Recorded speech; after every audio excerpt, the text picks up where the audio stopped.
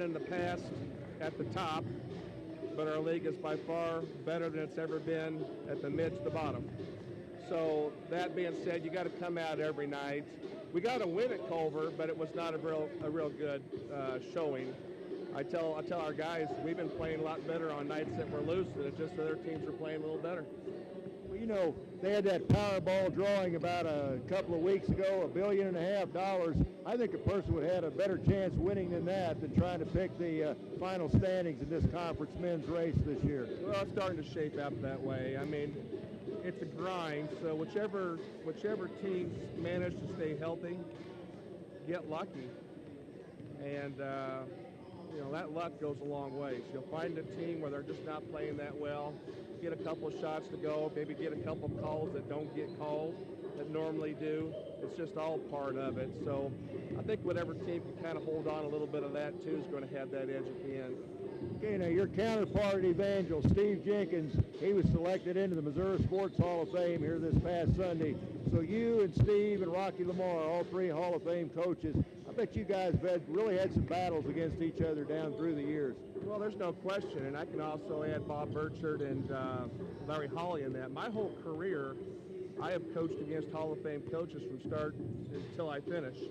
Now, that Hall of Fame I'm not in. I'm in the Coaches Association, but what Steve Jenkins just did, that's the ultimate. And Bob Burchard's in that one, and so is Larry Holly. But that one is the ultimate Hall of Fame for Missouri sports. Now, we all have also been inducted into the Missouri Coaches Association in Missouri. And, you know, I'm sure if I'm lucky enough, and if I can still go a few more years, I might be fortunate enough to be considered. But at the same time our conference has got the best of coaches. And it's not just the Hall of Fame coaches. All these other young ones, and I'll put Chad Lance in that group, hey, they're all just as good. If they stay in it, they're going to be recognized just like the old guys are.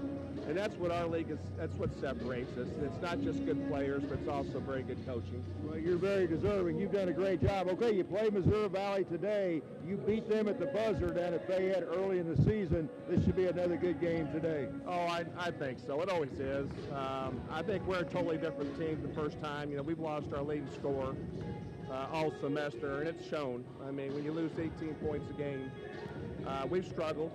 We've lost 8 games, all by 6 points and under. We're playing our hearts out, but, you know, you can only do with what you have. And they're giving it everything we've got. I know that Valley is actually sitting in a pretty good spot. I think this month they're right now tied for one of the hottest teams in the last second half, you know, 3-1. If they keep this up, but I think they're going to really enjoy where they're going to sit at the end. I just don't want them to keep going after today. They can do whatever they want after today, but we need to get back on roll. And, you know, we got that win at Culver. That broke an 8-game losing streak, the longest one I've ever had. And so if we can get a back-to-back win, I can think that we're back in it. But we still have a lot of work to do, and we'll just do it one game at a time. All right, so there you've heard from the coaches. Here are the starting lineups. Ron Lee is 6'2 junior. Marcus Weldon, 6'4 senior. Jay Jones, who beat the Vikings last time, 6' senior. Scott Stegeman and Mitchell Wenling. The starting lineup for the Eagles. The Vikings go with Brody Gronewald, Robbie Burton, Kyle Hickey, Byron Cook, and Aaron Peterson. And we're underway. Ball in the air, and it's controlled by CMU in their black uniforms with the white numerals. At the point, it's Jay Jones. Jones leaves it off for Walden. Walden drives high off the glass, won't go. Long rebound comes out. He gets his own miss right at the timeline. Hands it back to the top of the key. Here's a 3, and that one won't go. By Ron Lee. Quickly, Byron Cook races into the forecourt and puts it up and in. He was going as fast as he possibly could, and he scores. What a shot by Byron Cook last Wednesday night. That three-pointer, that was a huge shot in that win over Benedictine. Here's Jones with the basketball, lobs it to Wenling. Wenling, little ponytail look, turns on the baseline, blocked by Robbie Burton. Ball loose, still on the floor, picked up by Gronewald. He stays on the floor and passes it to Cook. Cook working the right side, now stops, lobs it off to Robbie Burton, gives me right back. Man-to-man defense by the Eagles. Hickey didn't play in that first game. Here's Peterson, baseline won't go. Robbie tips it. It comes way out. Loose on the floor, picked up now by the Eagles as they tap it away from Gronwald, and they'll jam it to tie it, and that'll be Marcus Walden. We're tied at 2. Yeah, good steal that time. Brody Gronwald got the ball out in front of him, and one of the Central Methodist players tapped it to Walden, and he slams it home. As you heard their coach, Jeff Sherman, say, that late-game losing streak, the longest of his career. Here's Hickey, fakes, goes underneath the Rob, and he tries to slam it. The ball goes up, hits the guy wire, goes through, it won't count. It did. He slammed it. It rolled around the rim, came out, went straight up in the air, hit the guide wire, and came back down. But once it hit that wire above, it's a dead ball. He tried to slam it, and it wouldn't go down. Again, if you're going to slam it, make sure you get it in the basket. Here's Ron Lee. He's taken over offensively. Stegeman at the elbow right side. Back to Lee. Fakes the 3. Brings it back center of the court. Free throw line. 15-footer won't go. Rebound comes away to Gronwald. Bounce pass to Byron Cook. Underneath the Hickey. Layup good. Vikings up 4-2 as they run the floor. Byron Cook probably should have shot that ball. He had a good layup, but he very unselfishly passed it away. Stegeman, high post. Leaves it for Ron Lee. Lee, top of the key, stops the dribble. Gives it off now to Wendling. Vikings in a man-to-man. 17:39 to go in the first half. Jones tries to force his way in. Here's a 3 by Ron Lee, and it's good, and the Eagles lead 5-4. 17:30 to go, first half. Robbie Burton off to Hickey. Hickey now. Gronwald back to Rob. Rob takes it right side, spins, double team. Gronwald open for a 3. Head and shoulder fake. Gives it back. Out front, Peterson. Peterson looks in the corner for Cook. Nice catch with 12 on the shot clock. Cook to Hickey. Drives right side. High off the glass. This one bounced off. No good. Rebound Wendling. Wendling quickly to Ron Lee. Lee takes it to the middle of the floor. Stops, turns, elbow right side. No shot. Back out it comes to Jones. And quickly, Carl Washington going to come in. Little elbow there by Walden. Kicks it back out. Baseline. Stegeman. Back to Lee. Lee works it underneath. Fade away by Jones. No good. Air ball's a matter of fact. Peterson pulls it down. Ahead to Cook. 5-4 Eagles. Cook. No look pass. Hickey open. Baseline. Lets it fly. Good for 3. Kyle Hickey again did not play in that first game, and what an addition he's been. Kyle's really given this team an offensive lift here the last several games of the season. Really lighting it up from the outside. 7-5 Valley with the lead now. As they get inside the lane, head and shoulder fake. Put this one up. No good. Robbie with a strong rebound. It's a shot missed by Jones. Off to Hickey, and here come the Vikings again. Cook. Robbie, he'll try a 3. Oh, that one paddled in and out. I was ready to write that one down. 7-5 the other way. Try to get it to Wendling. Loses it. Picks it up on the baseline. Fast-paced action early on. Here's Jones. Again goes baseline underneath. The ball is a foul, I think, on Cook. He tried to slap it away from Walden. Or possibly the ball just went out of bounds. I think they just said it went out of bounds. I don't think they called a foul, but I'm not 100% sure. So Byron had knocked it out of bounds. Jay Jones will inbound. Carl Washington in for Peterson. Shot clock showing 17. 15:52 to go in the game, or in the first half. And it's 7-5, Valley with a 2-point lead. We have the women's scores. We'll go over those at the next opportunity. I think now they're saying maybe there's a Viking player not in the book. I think that's what they're saying right now. I'm not sure, but the officials, there's something there. 2 of them huddled over at the scorer's table right now. We had a technical for too many players on the court from the women's game, and both free throws by Campanero were made. That was key.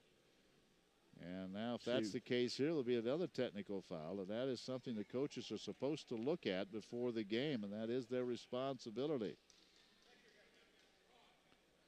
And I think that's going to be we're walking the other way now. Oh, it's going to be a technical. Yeah. Yeah, if you don't have everybody in the book, and when a player comes on the floor. Must have been Washington. Probably Carl Washington. Free throw is good by Ron Lee. I guess they just gave him 1 shot. I thought technicals were all 2 shots. Maybe not in that case. I don't know. They gave him the point, so we're tied at 7-6 now. Underneath, the Vikings a little stunned by that. They just let Stegeman get inside the lane. It's 8-7 Eagles, so they turn it into a 3-point play. Stegeman just split 2 defenders that time and laid it in. Robbie Burton off to Carl Washington. Now it comes to Gronwald for a lie. Arching three won't go. Robbie's there. Tip it. No good. Tips it again and in. Robbie missed the first tip. Got the second one. 9-8. They could have almost called an offensive goaltending on Robbie that time. They didn't. That ball still danced on the rim. He tapped it in. Good play by the big guy. Brody Thompson will check in. Here's Jay Jones working right in front of the Viking bench. 15-16 to go. Leans in, kicks it back for Lee. His arching three won't go. Our Vikings could not get to Stegeman.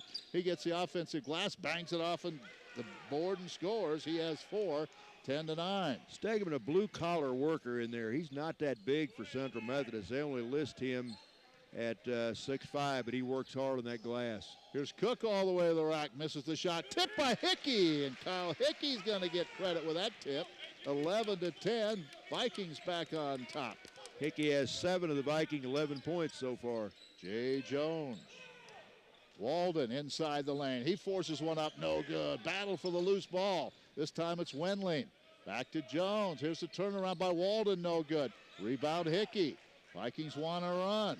Again, it is Cook to the top of the key. Hickey's open on the wing, lets it fly a little short this time.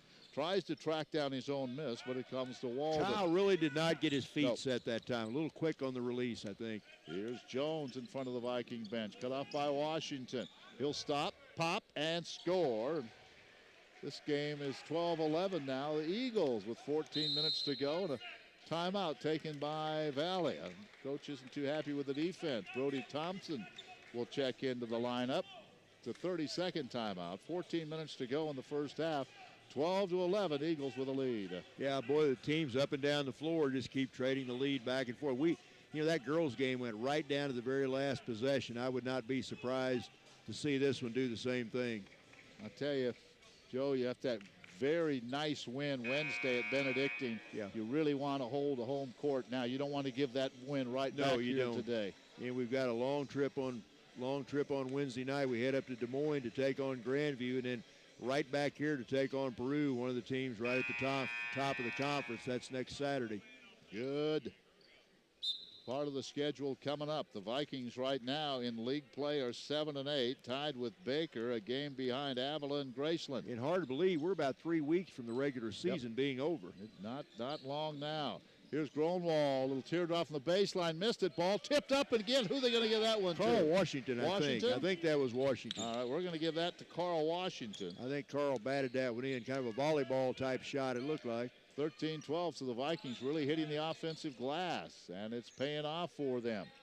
Lee out front to Walden, back to Lee, wing right side, goes baseline all the way under, misses the shot, but undercut foul is going to be called on Brody Thompson, I believe. It will be. I believe that's first foul of the game on either team. We played 6.5 minutes already. Bobby Collins will check in, 6'3" freshman out of St. Louis for the Vikings. Lee at the line, 17.4 points a game, and he hits his second free throw. He hit the technical as well. He has 5. So Washington out. Lee is in, or rather, Collins is in. Lee at the line. Second free throw is good, and the lead back to the Eagles one more time, 14-13. Brody Thompson, top of the key, stops, gives it off to Hickey. Hickey drives right side in the lane travel. Now he was out of control that time, was Kyle Hickey. You know, last year, Ken, I think the Vikings won all 4 games with Central. 2 men's games and 2 women's games. Don't see that very often. This year so far, Central's won all 3 games. So we need to break that trend right now. 3-0. Here's Lee. Out front to Jones. Now Wendling underneath. Vikings don't get under there. And they let Walden sneak baseline at 16-13. Not good defense in the paint that time by Valley. 16-13. Gronwald around a screen. Stops. Collins, baseline right side. Gives it out front to Gronwald, around to Thompson now. Brody puts it on the floor. He'll wrap a pass into the corner for Gronwald. That shot is an air ball from the corner from 3-point range, and here comes Lee. Off to Walden, fouled by Gronwald. Jake Fletcher will check in now. 16-13 Eagles with the ball. Gronwald will check out. So right now you've got Fletcher, Hickey, Burton, Collins, and Brody Thompson on the floor. Now the Vikings steal the inbounds pass. They get it ahead to Collins. He lost it, picks it back up. Hickey top of the key. Fletcher, a good three-point shooter, good offensive player. He had 17, I believe, in the first matchup. Collins off to Hickey. Hickey way out front. Now to Fletcher. 14 on the shot clock, 12-14 to go first half. Collins, top of the key to Burton. Back to Fletcher. Stegeman has that defensive assignment.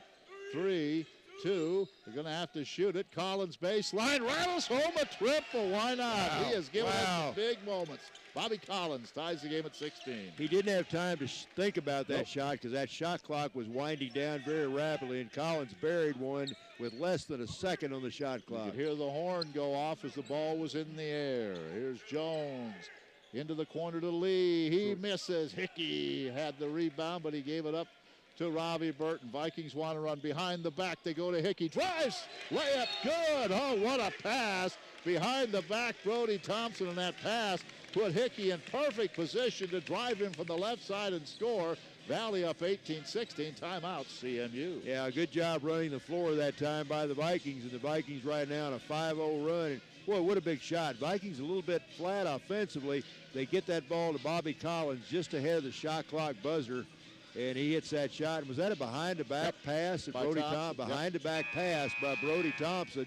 And even behind the back, he hit Kyle Hickey on the dead run, and Kyle laid it in. And, boy, Kyle off to a great start. He's got 9 of the 18 Viking points already. Now, Brody Thompson, if that behind-the-back pass sails out of bounds, he'd be sitting right next to me on the bench right here. That was a perfect pass, hit Hickey right in stride for the layup, and Collins with a big triple. So 18-16, Valley back on top. That three by Collins was huge. Vikings now put on some pressure in the backcourt, but no problem for the Eagles. Jones into the forecourt. Jeff Sherman, son Matt on that CMU bench. Jones works it to Walden. Walden skip pass to the right wing.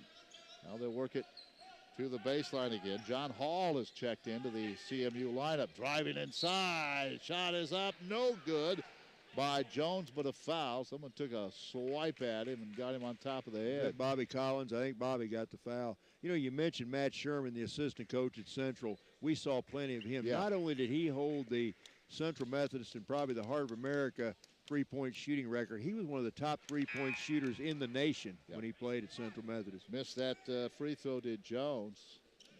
Burton out, Peterson in. And Byron Cook back in. Second free throw good by Jones. 18-17. Valley up by 1. 11:05 to go. First half. Cook at the top of the key. Leaves it for Darryl Lemire, who's checked in. Darryl did not start tonight. Fletcher on a little weave. Free throw line now backs away top of the key. They work the right side off to Fletch. Fletcher around a screen by Peterson. Takes it down to the baseline. Jumper good. Collins. Collins has 5 off the bench. 20-17. Valley again by 3. Boy, what a lift he's given this team in the last 4 or 5 games. Mr. Energy, Bobby Collins, only a freshman out of St. Louis. Into the corner to Hall. He'll try to tie the game. It won't go. Long rebound. Collins just takes that one away from Wendling. Now the ball loose on the floor, and CMU still has it. Stegeman will hit from the baseline as body's all over the place. And that time Collins just tackled Walden. He tackled Marcus should Walden. Have had a foul. And now Walden may have injured an ankle a little bit. That was as good a tackle as you'll see in that Super Bowl game tomorrow. Lee will check back in. 20-19, 10-16 to go first half. Valley with the lead. Tyrell Threlkeld out of Higginsville, played for the Higginsville Huskers, played at North Central Community College the last 2 years. He was a outstanding all-state player. He checks into the Central Methodist lineup. Threlkeld, a 6-foot junior.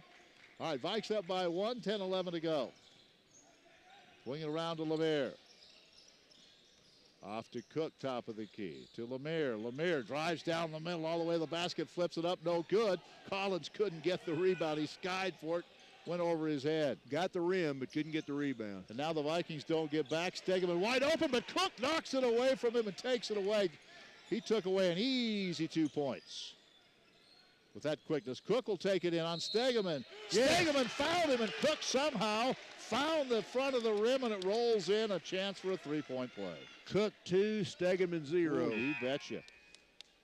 2 great plays by Byron Cook against the big guy, Scott Stegeman, and now Cook a chance for the three-point play. And boy, you're right. I'm not sure how he even got that ball up in the air, much less in the basket. Byron at the line, Vikes up 22-19, 23-19 as he now has 5. 4-point lead, 9:40 to go, first half. Vikings put some pressure on. Thrillkeld gets it into the forecourt. He hands it to Lee. Back to Thrillkeld. Aaron Peterson in the Viking lineup. Charles Harris in for Central Methodist. Now it's John Hall. Hall works at baseline to Harris. Back out Thrillkeld. Dribbled it off his foot, but it comes right to Hall. Now to Lee. Lee in the lane. No look pass underneath Stegeman. Blocked by Robbie Burton. Picked up by Hickey. Hickey pushes it into the forecourt and lobs it to lobs it inside. Now they get it into Ravi, and he scores. Gronwald fired a pass underneath to Ravi. So he got the block, and he gets the bucket, 25-19. Good recognition by Brody Gronwald to realize Ravi Burton wide open down in the low block. Harris to Hall. Hall to Lee. Lee pushes it inside. Teardrop, good. He's a nice player. He now has 8, 25-21. 8:43 to go, first half. Gronwald back to Ravi again for the right side. Put it off the glass too hard. Rebound Lee. Lee gets by Hickey down the middle. No look pass underneath to Harris. His shot won't go. Stegeman with an offensive rebound. Back out to Thrillkeld. Thrillkeld to Lee, and he's going to be bumped and fouled by Hickey. Well, you can tell Ron Lee kind of putting this team on his shoulders right now. They lost their leading scorer, Quentin Hunter. He was averaging almost 18 points a game. I think he was ineligible at the semester. And now Ron Lee kind of become the leader in scoring on this team. He's averaging 17.5 points. Hunter had 15 in the first game. Lee had 22.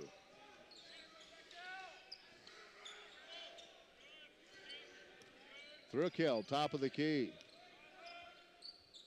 And they work it around to Lee. Vikings stay in the man. Lee tries to get it in and does get it into the corner to Hall. Back to Lee. Long three. Pinballs in and out. Harris can't come up with a rebound. It's picked up by Gronwald off to Hickey.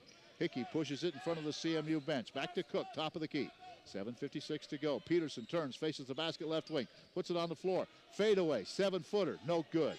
Rebound comes down to Wendling. Off to Thrillkeld, 25-21.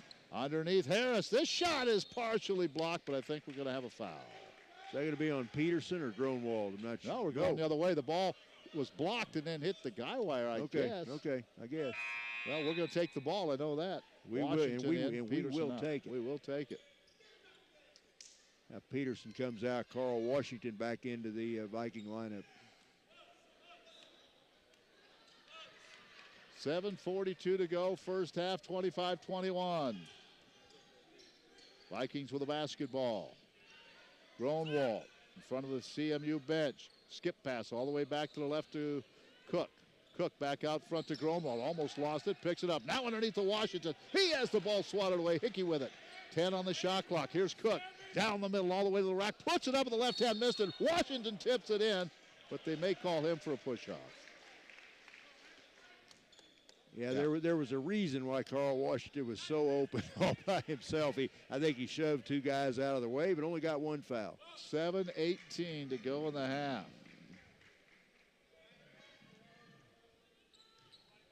Vikings lead. Charles Harris. Vikings putting on a little token pressure in the backcourt. Waiting for the trap, but the Eagles will now be put in that position. Lee, top of the key, around to Thrillkeld. Thrillkeld. Elbow, right side, goes baseline, same side. They skip it all the way in the corner to Hall. Back out to Lee, fakes the 3, gets around Washington, takes it in, missed it. Rebound Cook after it was tipped by Washington. Here comes Cook, weaving his way through traffic. Into the corner to Hickey, 3 on the way, good. Kyle Hickey hits the 3, the assist to Byron Cook. Vikings up 28-21. Boy, Kyle Hickey, what a start for him. 12 points already. Here's Harris will try a 3. He bangs it down. Charles Harris, 6'4" junior. Did he give us a little salute when he went by? And now here's Hickey, and he's fouled. He gave us a little fist bump as he went by. I thought he saluted us. Yeah, not quite. And a foul on the other end as Hickey was driving in the left side, and he was fouled, so he'll shoot a couple. I thought he saluted and said, hey, guys, now talk about that one. No. We talked about good shot. Let's see if Hickey can knock these down. First one on the way, good. Well, Kyle, what a start he's off to. What was the other game? The first game he started here a couple weeks ago. I think that was that Saturday afternoon against, it wasn't against Baker. It was the weekend before against Graceland. He got off to a great start. All right, second one is on the way by Hickey. Go. This one off the front of the rim. Harris with the rebound. So the Vikes up 29-24, 6:21 to go.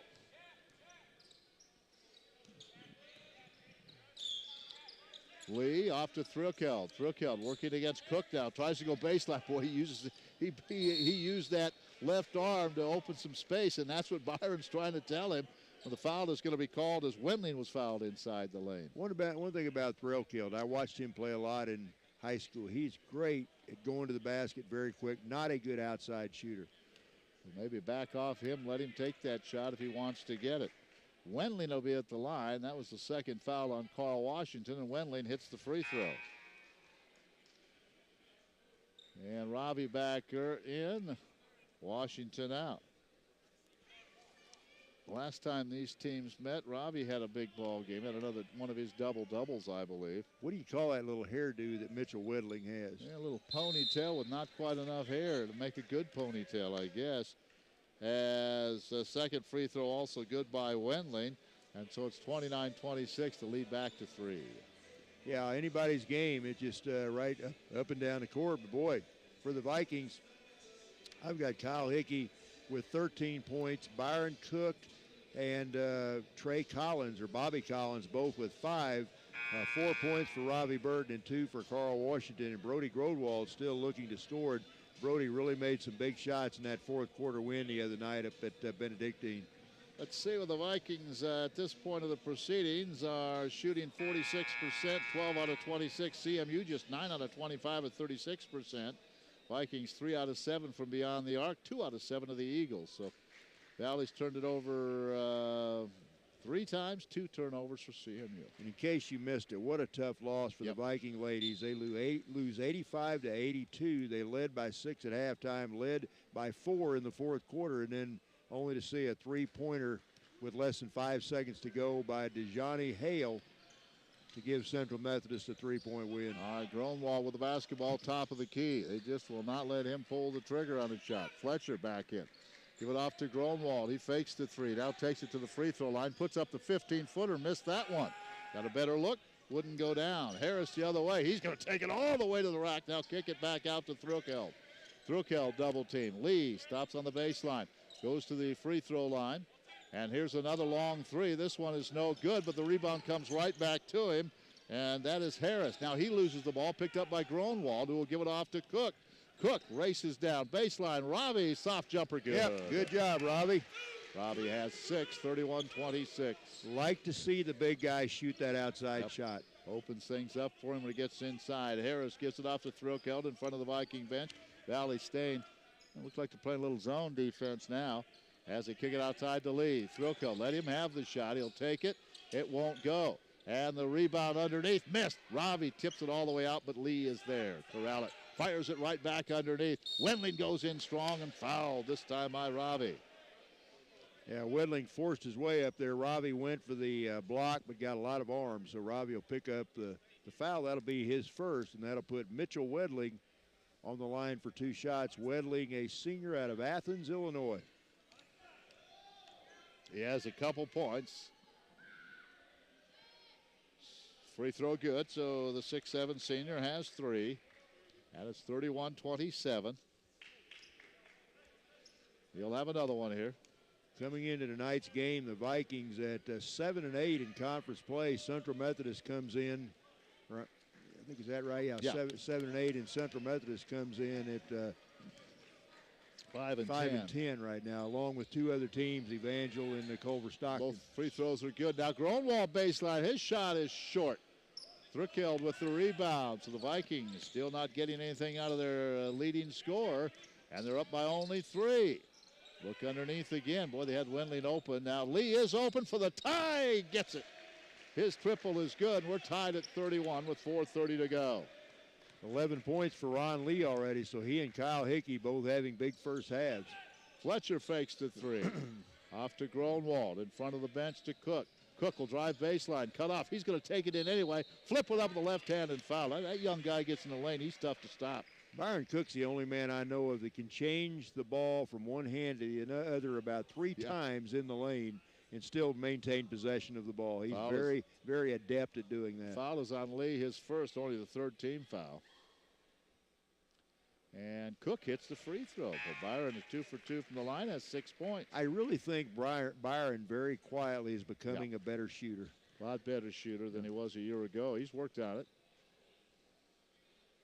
Stegeman will come back in, and this one. I knew I shouldn't have said that. But Byron gets his own miss. He tracked it down in the corner, so the Vikings get possession here with a 1-point lead, 32-31, 4 minutes to go in the half. Here's Hickey all the way to the basket. Now has it tipped, but it comes to Fletcher. Fletcher around a screen by Peterson. Back into the corner to Hickey. He's open for three. This one is good. Wow. That's his third triple. 35-31, Valley by 4, 3:49 and a half. 16 points for Kyle Hickey in the first half, almost 4 minutes left. Kyle, 11.7 a game. Off to Ron Lee. Lee, top of the key. Here's a outside three. This one rattles in and out. Offensive rebound put up and another foul. Peterson just did not box out against Jay Jones. And Peterson at 6'9", Jones at 6 foot, Joe. He just didn't box out. Yeah, that should not have happened that time. That's going to put Jones on the line for 2 right here. Howie Collins will check back in. Free throw by Jones is good. The Eagles doing a nice job from the line. I have them 9 out of 10. If you ask Coach Chad Lance what's the biggest shot of the year against the Vikings, it would be that jump shot by Jay Jones to win that game down in Fayette right before Christmas. Jones hits them both, 35-33, 3:31 to go. Brody Thompson back in for the second time, off to Bobby Collins. Collins off to Peterson. Peterson holds it, finds Gronwald. Gronwald gives it off to Hickey, an offensive foul on Peterson. So Peterson did not do a good job rebounding, and now he picks up an offensive foul. So he didn't have much success on either trip down the floor that time. Now it looks like Robbie Burton's going to come back in. AP's going to come out of the lineup. 35-33, 3:19 to go. Neither team able to get much separation here in this first half. Vikings will play a little zone here. Lee, skip pass to the left wing to Threlkeld. They go right back to Lee. He'll go baseline. Now to Stegeman, free throw line.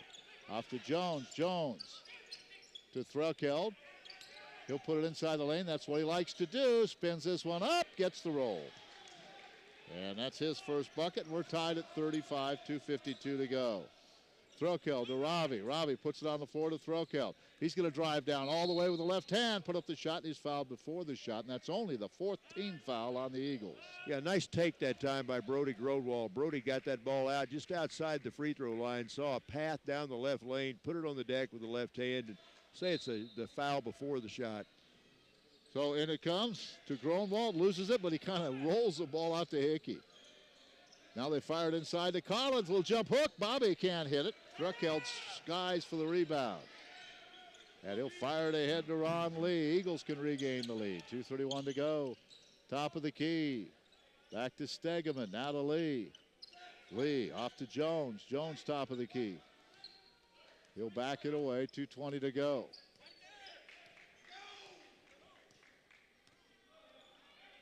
Now to Stegeman, high post. He turns, gives it back to Jones. Inside, shake and bake move, and he scores.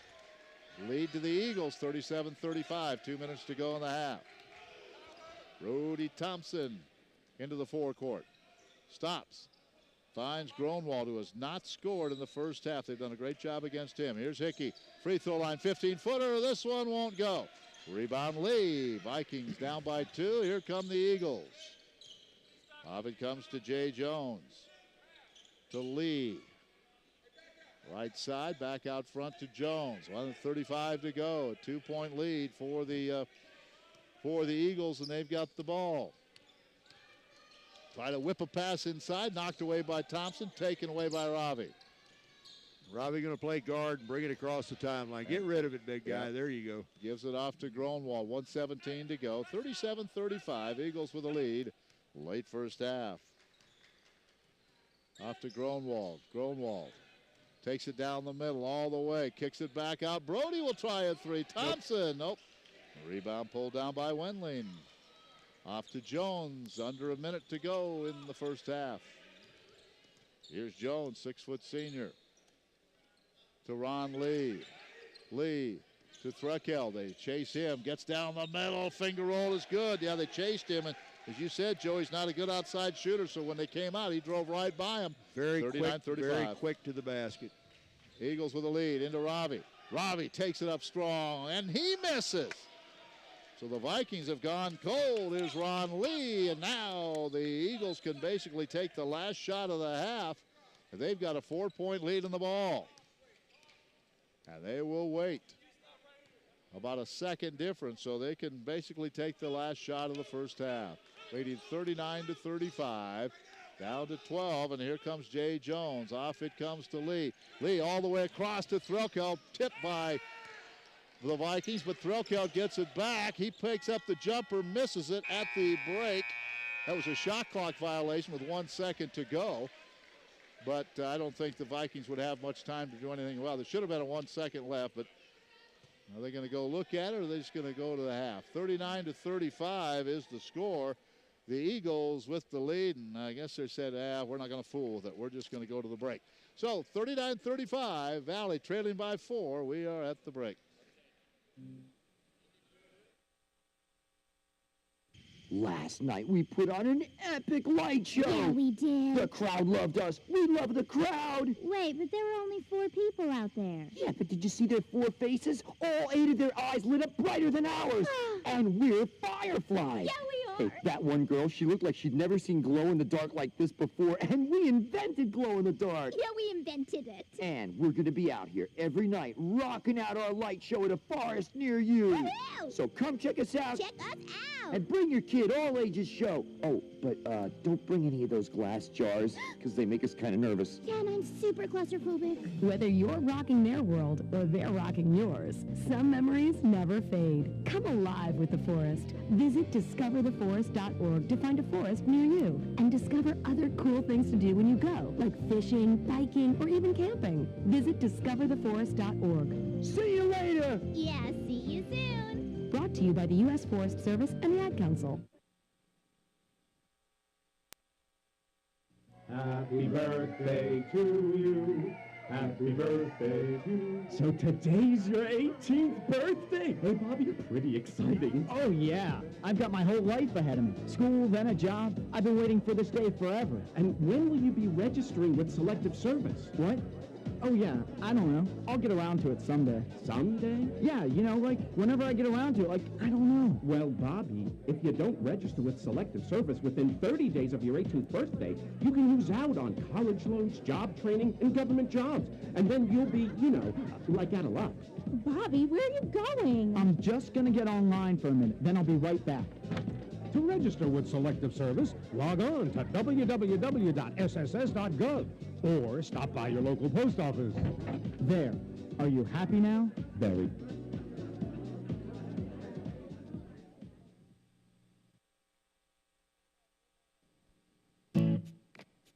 Hi, this is Terry Crews, actor, former football player, game show host, father of 5, and all-around big dude. I'm also an expert on drama. I know all kinds of drama. There's the good kind that comes with having a house full of kids. There's the bad kind like season-ending injuries. There's the necessary kind like having an agent in Hollywood. And there's silly drama like the drama around my percolating pectorals.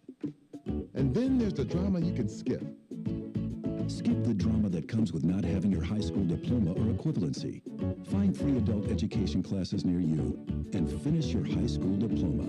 Visit finishyourdiploma.org. Or text diploma to 97779. Message and data rates may apply. Reply stop to opt out. That's diploma to 97779. And leave the drama to actors like me. Brought to you by the Dollar General Literacy Foundation and the Ad Council. We're back to the Burns Gymnasium, and Coach Paul Troth joins us. You know, Coach, I love to call football, but it's kind of nice this time of year. We're here in short-sleeve shirts. See, that's the one thing about this sport is we always know the weather's going to be nice once we get there. You're not going to get a rain out indoors, that's for sure. All right. We want to talk about recruiting a little bit, but before we do that, you had your awards banquet the other night, and I know Carrington Kilgore named the defensive most valuable player. I tell you what, he had quite a year, didn't he? Yeah, absolutely. He was a mainstay for us, and you know, first-team all-conference kid, and he's still young. He was just a sophomore, so we're real excited. He's got 2 more years, and we think he's just going to get better and better. And on offense, of course, Zavon Moore, Jakari Johnson, offensive most valuable player. Zavon, that guy you call quite a bit because he's in the middle of that line, but you don't do anything without those big offensive linemen, do you? Well, that's where it all starts, is up front, obviously. And, you know, we're going to graduate 4 pretty good seniors this year, so, you know, it creates a lot of opportunity for the young guys coming back, but Zavon will be missed greatly. He's been a captain for us, a great leader, and obviously also a very good football player. Now, Jakari Johnson, I know when he came on, boy, all of a sudden when he came on the scene, that young man could do some things, couldn't he? Well, he's pretty dynamic, and you know, he kind of, this year was difficult. He had a great year for us, but we were playing him at wide receiver. We played him at running back. He had a nagging injury kind of there in the middle that limited his availability at practice and some games. So, you know, he'd never really got a chance to get into a groove, but we think this next year, with going through spring and hopefully staying healthy, that you know, he's pretty dynamic and do a lot of things for us. And any way you can sneak Elliot Hawkins back for another year? He really turned it on the second, all year, but that second half of the season before he hurt his knee, it was something else. Yeah, he, you know, what a great kid. Elliot, You're right, he finished strong. I mean, he set a school rushing record this year, one that stood for quite a while, and you know, he was sharing duties early on, and again, when Jakari kind of got dinged up a little bit, it put more of the load on him, and he really did respond, and he was a handful there at the end of the year. Opposing defenses weren't liking to see him. Yeah, you know, I think early when we watched him, he'd like to bounce that ball outside. He got to where he kind of liked to run between those tackles, didn't he? Yeah, well, you know, and that's the thing. We worked with him, and if you meet Elliot, I mean, he's a pretty thick kid. He's strong. He's stout. He's a big kid, and we get him running behind his pads. Like I said, he was a difficult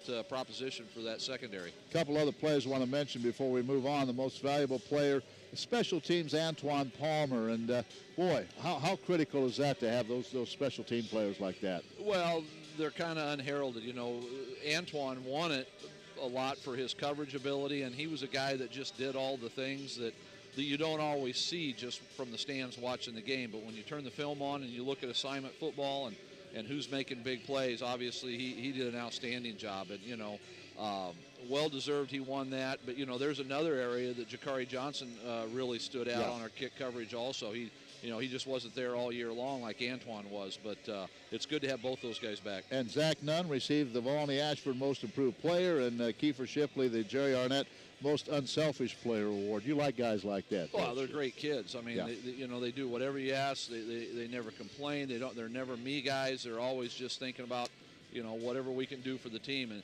Zach got forced into a starting role a little bit, and you know, where he'd been a reserve in the past and got some snaps, you know, every game. But we really needed him to step up and play big, and his improvement from a year ago till now has been tremendous. Obviously, that's why he won that award.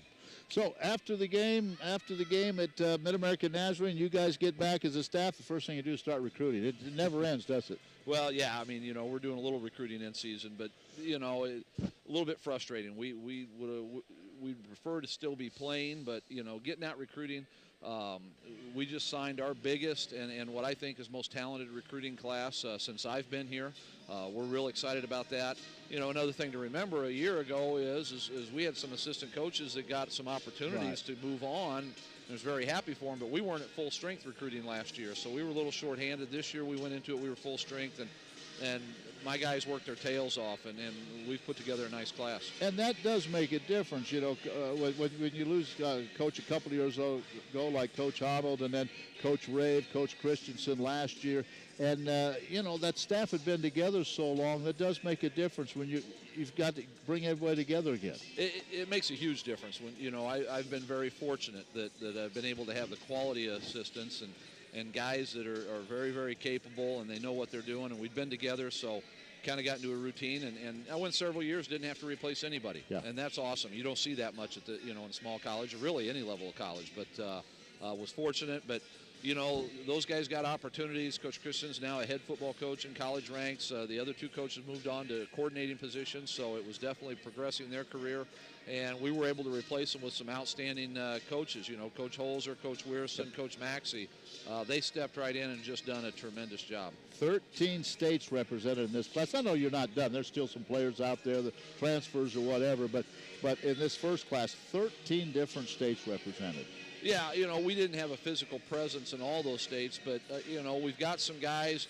Coach Holzer came in. He's originally from Indiana, had been played ball and coaching in Ohio, so there was a region out there that we hadn't, he had some contacts that helped. Coach Maxey was born in Louisiana but grew up in California, so, he'd had contacts. Coach Weirson was an Arizona, Texas guy, strong contacts. So all those contacts, and for those guys to be able to go out and talk to coaches they worked with in the past and they trusted, and that led to us really kind of casting a wider net this year. Coach, I tell you what, it's tough too, because at this level you're recruiting some of the same areas, the NCAA Division I, Division II programs, but there are a lot of good football players out there. You can find some, can't you? Well, that's just it.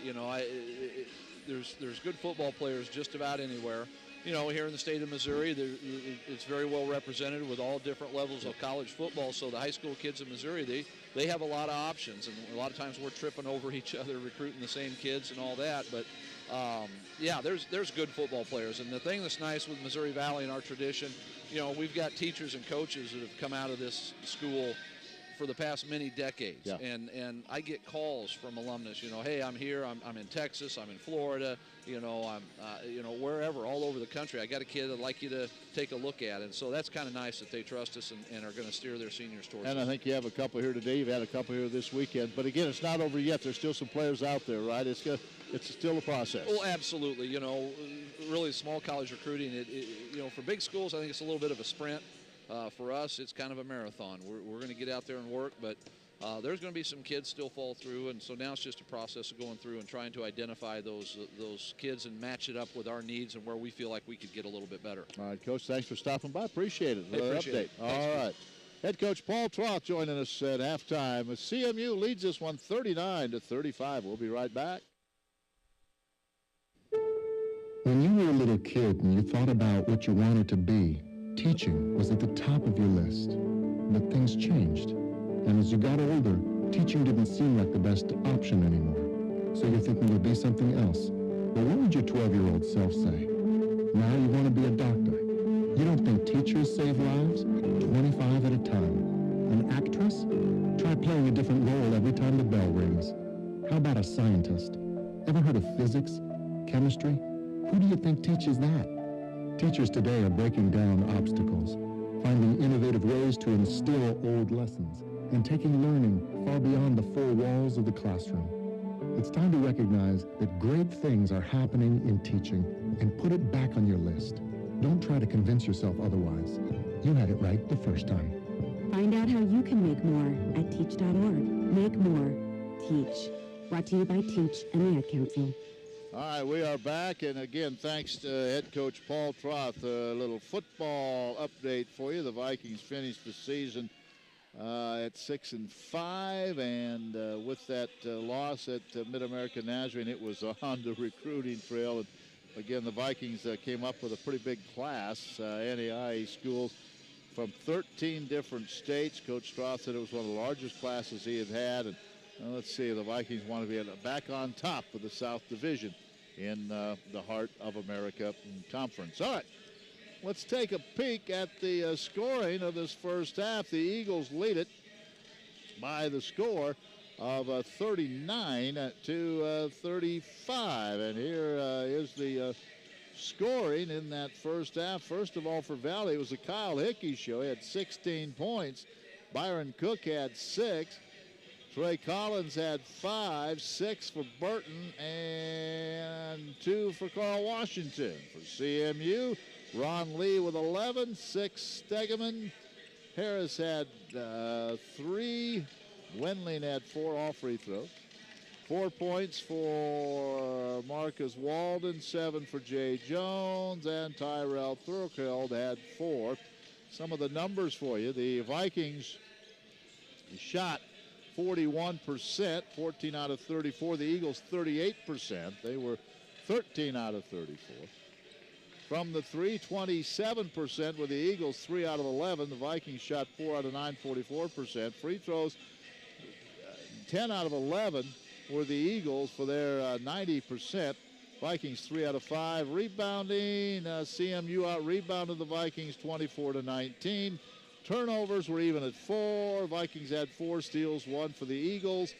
And bench scoring, 7 all points in the paint. Valley won that battle 16-14. So, Joe, all in all, pretty darn good first half. Yeah, very even. Not too much to choose between these teams, but that's what we thought. And I'll tell you what, we've seen 2 excellent basketball games here this afternoon. The Valley girls really lost a heartbreaker. They lose it at the buzzer. They led a good part of the fourth quarter, and Johnny Hale hits a shot right at the buzzer to win it. So let's see if we can get back down by 4, but still anybody's game here in this men's game. All right, you ready for football? The Vikings will head to William Penn. I think it's on the 27th of August, so put it on your calendar. Yeah, I knew that was. I didn't know the date, but I knew that would be the first game. I know that's number 1, and number 2, we know that's going to be a long journey.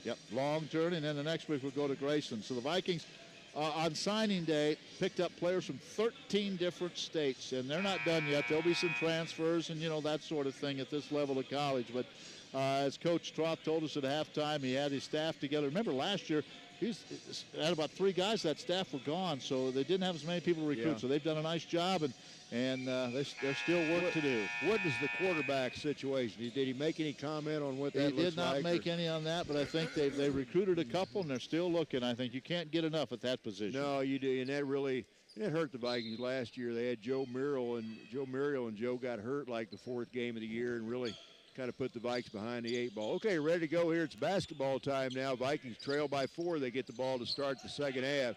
Hickey comes around a screen outside. Now gets it down to Aaron Peterson. Peterson on the baseline to Cook. Byron nowhere to go inside. Hands back to Brody. Good ball movement by the Vikings. Now they try. Cook tries to bounce one into Aaron Peterson.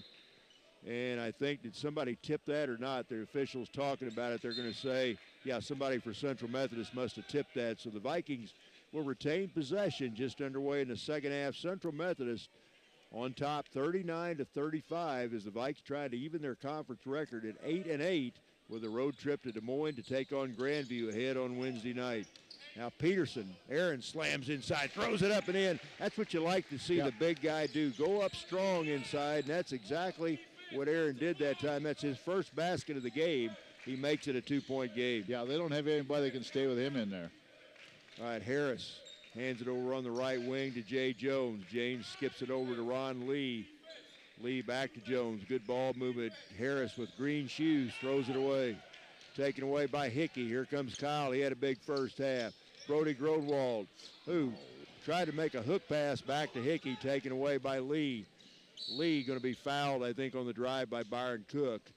And that could be a 2-shot foul on BC as Ron Lee on the bad pass stole the ball, got it, took it in, and that's going to be Byron Cook's first foul. That will put Ron Lee on the line for 2 shots. He had 11 points in the first half to lead the Eagles.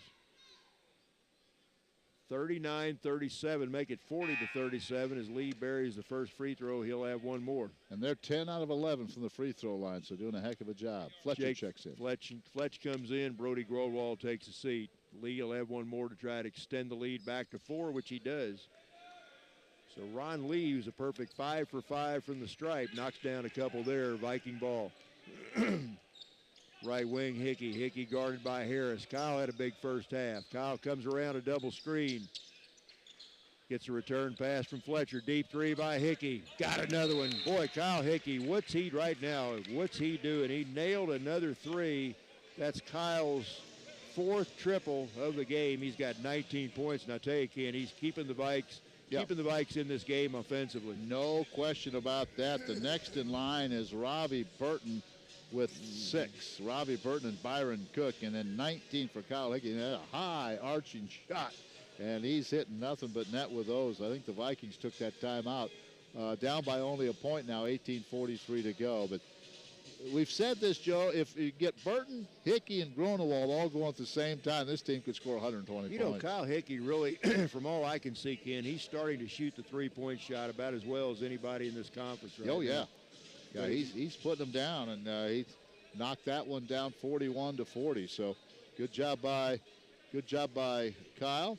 Well, and Brody Gronewald. Brody had a huge second half on Wednesday night up in Benedictine as Vikings came back and won that game.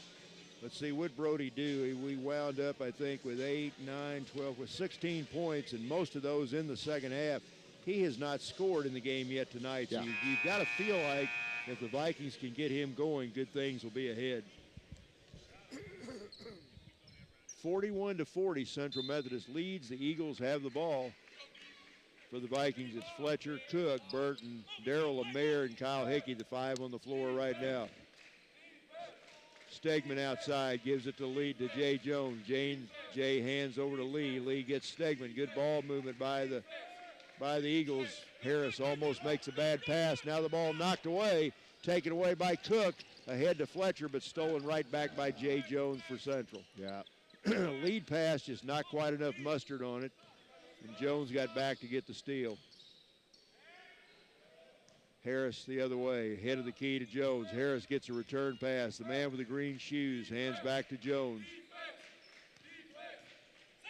Also in the lineup, there's a deep three by Harris off the left wing. That misses. Nice offensive rebound by Ron Lee. Jones will reset the offense for the Eagles. 17:51 left to play in the game. Central Methodist clinging to a one-point lead here on the road against the Missouri Valley Vikings. Central won the first game between these two by 2 points right before Christmas. And now Jay Jones steps on the out-of-bounds line, a turnover for Central Methodist, so the Vikings get the ball back with a chance to take the lead with a basket here. Vikes need to go on a little run here and kind of get in control of this thing. Hickey fakes a three. Now Kyle drives inside off the glass. Got another one. And we're less than 3 minutes into the second half, and Kyle Hickey already has a 20-point game.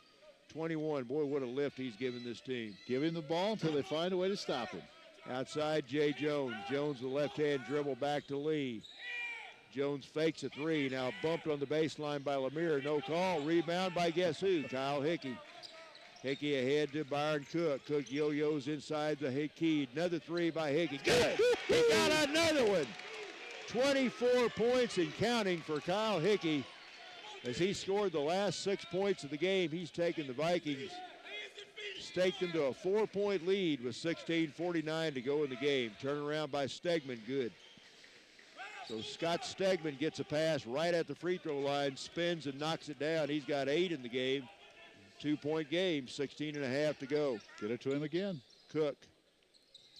Byron, fakes a pass and just turns and spins into the basket.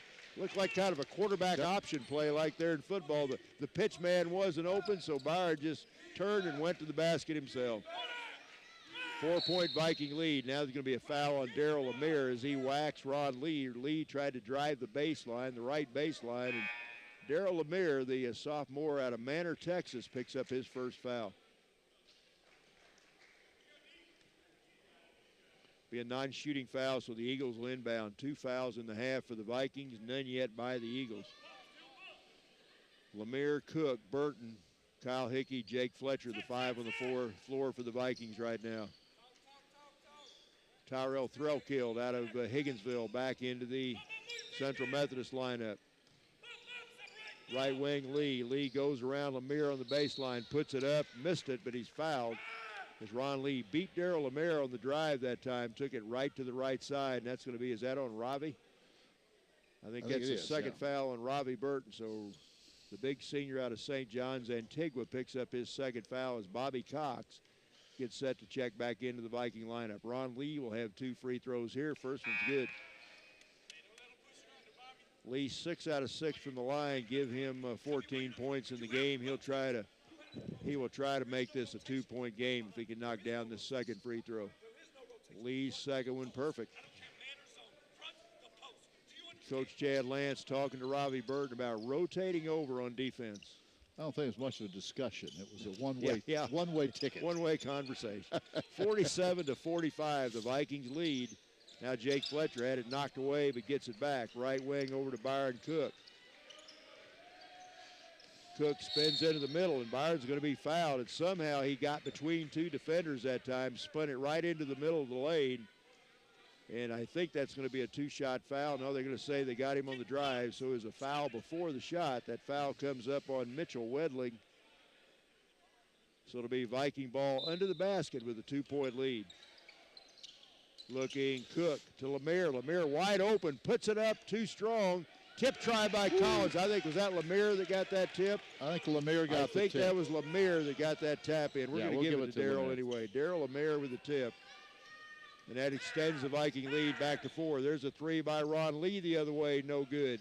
But Tyrell Threlkill tracks down the rebound in the corner for Central Methodist. Threlkill to runner in the lane, no good. And Cook gets the rebound, and Byron knocked to the floor. So Byron Cook draws yet another foul.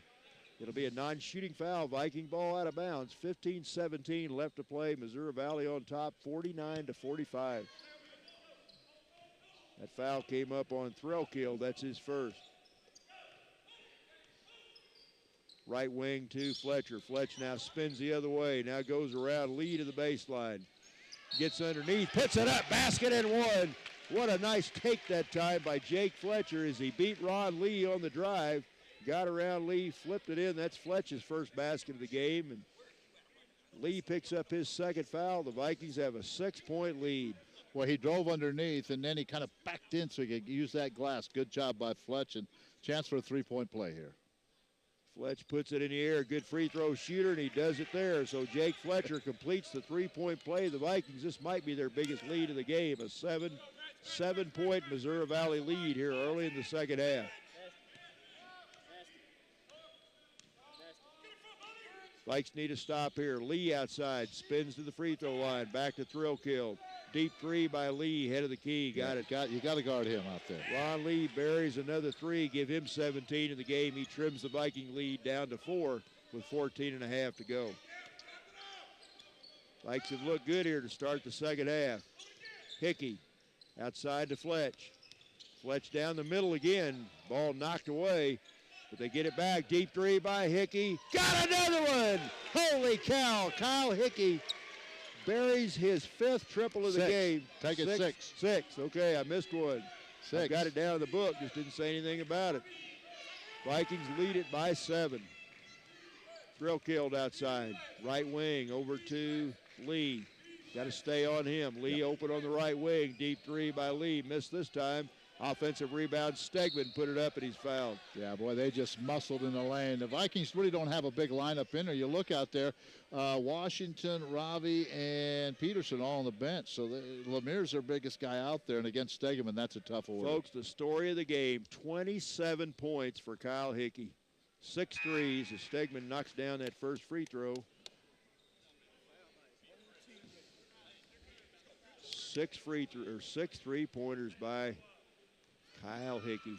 I'll say that again probably before it's over. There's a shot by Stegman, misses. So Stegman gets 1 out of 2. The Viking lead is 6. 13:48 left to play in this game. Find number 4 again. He's hot. Vikes trying to even their conference record at 8-8 after that big win on the road Wednesday night up in Atchison against Benediction. Oh, what a pass. What a pass from Brody Thompson as Brody finds Ravi Burton. Ravi slams it home. Vikes by 8. Now right the other way, there's Wendling, basket and 1 as Mitchell Wendling beats the Vikings to the basket. He's fouled by Darryl Lemire, lays it in with the left hand. So Vikes got that big slam by Ravi Burton. Central Methodist got it down the floor quickly, found Mitchell Wendling underneath, and he'll have a chance right here to complete the 3-point play as Darryl Lemire picks up his second foul. Yeah, and that upsets the coach when you don't get back because they was just wide open. Wendling to try to narrow the lead, and he does. So Wendling, pretty good free throw shooter for a big man. He's 5 out of 5 in the game.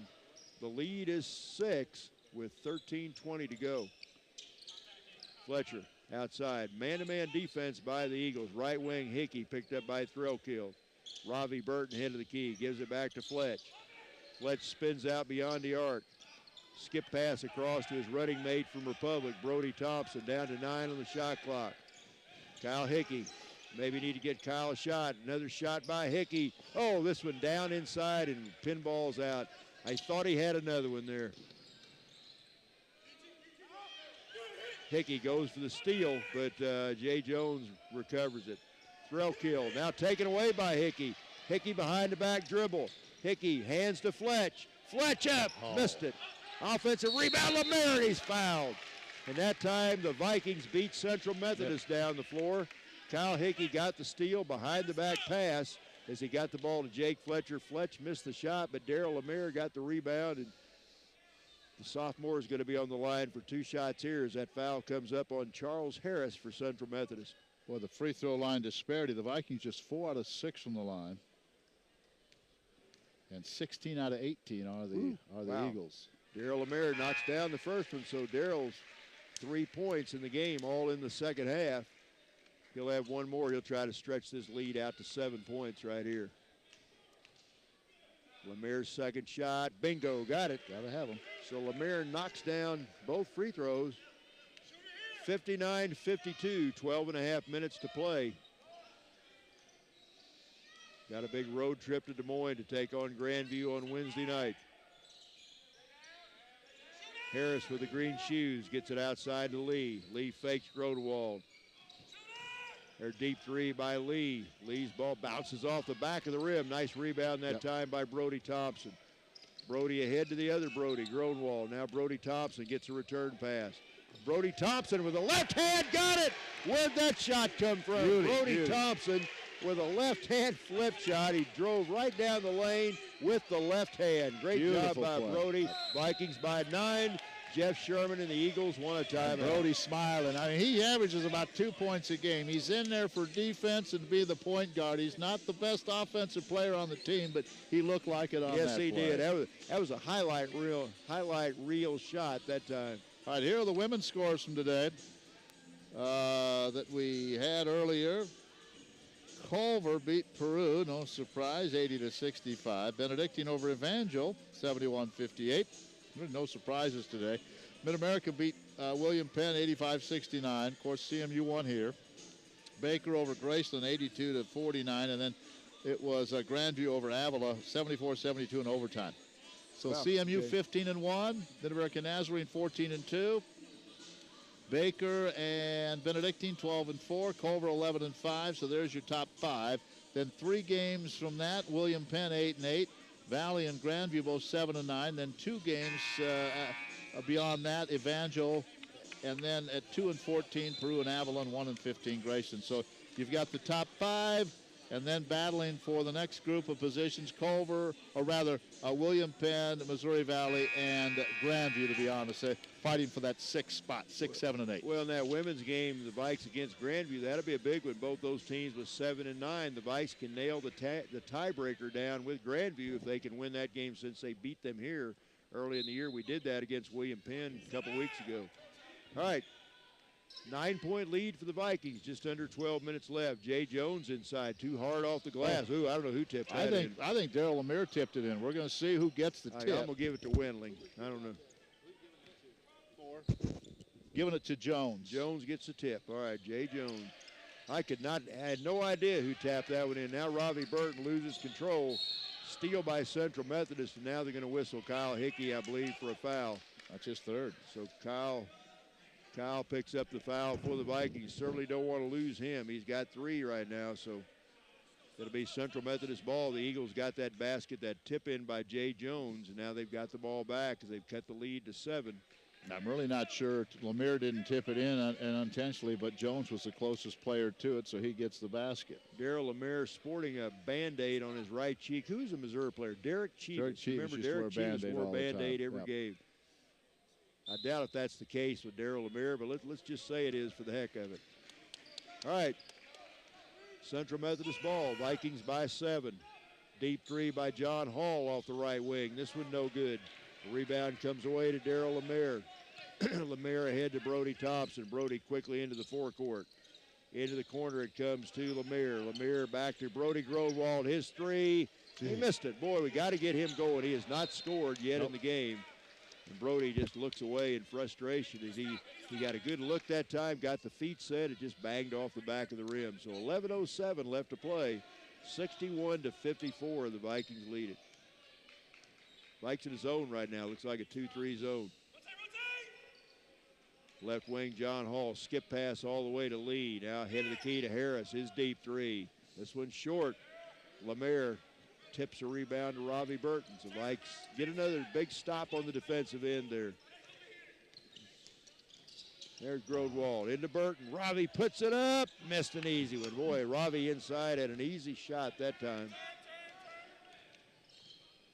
Here comes Lee. Outside to Harris. Harris spins on Robbie. Nice move that time. Boy, what a quick spin move that time by Charles Harris as he wheeled right around Robbie Burton, laid it in. It's a 5-point game. 4-0 run for Central Methodist. Fletcher, head of the key to Brody Gronwald. Right wing, Lemaire, Robbie Burton. Robbie thought about a three, instead hands back to Gronwald. Brody gives to Thompson. Brody Thompson. 6 on the shot clock. Wrap around into Robbie. Great pass. Great pass by Robbie Burton, or by Brody Gronwald, as he got the ball right on the right side of Robbie Burton. Robbie spun right to the glass and laid it in. He's got 10. And that broke a 4-0 run. That was a big shot. 7-point lead for the Vikings. Vikes need stops on the defensive end. Harris down Main Street. Back to Lee. Lee almost lost it. Now gets it to Wedling, and Wedling's going to be fouled, I think, by Gronwald, but we'll see. Is that, yeah, that's who they call it on. Brody Gronwald hammers Mitchell Wedling, and that'll put Wedling back on the line. He's 5 for 5 this afternoon. Bobby Collins going to check in. Byron Cook will come in. Wedling with 2 shots right here. First shot is good. Oh. Mitchell Wedling, again, he's a senior out of Athens, Illinois. As he knocks down the first free throw, he'll have one more as he'll try to trim this Viking lead back down to 5. They are 17 out of 19 from the line. He's keeping them in the game. Oh, yeah. Wedling's second shot is perfect. As he's a good touch for a big man. He's a perfect 7 out of 7. Viking ball, 9.5 minutes left. We're more than halfway through the second half. Bobby Collins into the Viking lineup. Hands on the right wing to Burton. Robbie back to Brody Gronwald. Brody launches a 3, missed another one. Just not his day shooting right now. Brody Gronwald has yet to score in this game. Jay Jones, Vikes still in that 2-3 zone, looks like. Jones on the right wing, gets it head of the key to Lee. Got to stay on him. Hall fakes a 3. Back to Lee. Lee a 3 off the left side. Good. Boy, Ron Lee buries another triple. That's 4 triples in the game for him. Well, now Coach Chad Lance wants a timeout, as what was a 9-point lead not all that long ago is now a 2-point lead for the Vikings. Vikings have to recognize that Lee is a shooter. You let somebody else open, that's fine. He cannot be left open, and he's the only one. Well, Harris hit a 3, but Lee's hit 4 of them, so it is down to a 2-point lead. Remember, Kyle Hickey on the bench right now getting a rest, and he had those 3 fouls. I wouldn't be surprised to see him come back in here anytime soon. Yeah, you almost got to get him. Boy, he's been the offense. He has 27 points in the game. Burton and Robbie in double figures with 10. Looks like 8 for Byron Cook, and that's really about it in terms of significant points for the Vikings. So, yeah, you got to get Hickey's been a big part of this offense this afternoon, so probably need to get him back in there fairly quickly. 63-61 is our score, 8:54 to go. Again, Wednesday will be at Grandview, 5:30 and 7:30, audio only. And then next Saturday we'll be back here at movell.edu, audio and video. We'll have it for you 2 and 4 against Peru State. So join us for basketball this coming week.